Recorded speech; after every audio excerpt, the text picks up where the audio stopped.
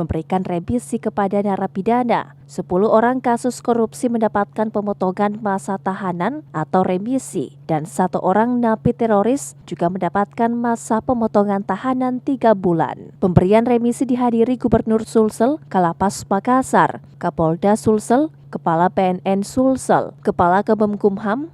Acara pemberian remisi ini dibuka oleh Gubernur Sulsel dengan menyerahkan buku remisi kepada para tahanan yang mendapatkan remisi di Hari HUT RI ke-77 ini. Ini memberikan binaan tentu yang lebih baik, bagaimana merekatkan kembali dengan masyarakat. Ya.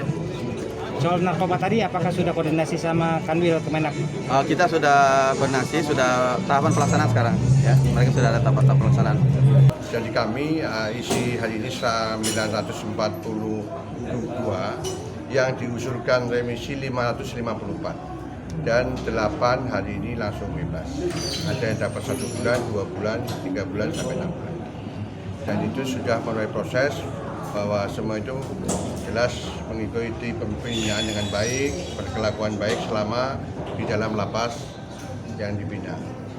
Sementara di Lapas Kelas 1 Makassar, terdapat 8 orang warga binaan yang langsung bebas bertepatan dengan 17 Agustus. Sedangkan 600 warga binaan lainnya juga mendapatkan pemotongan bervariasi mulai 1 bulan hingga 6 bulan. Ilham Syam, Fajar TV dan Fajar Radio melaporkan.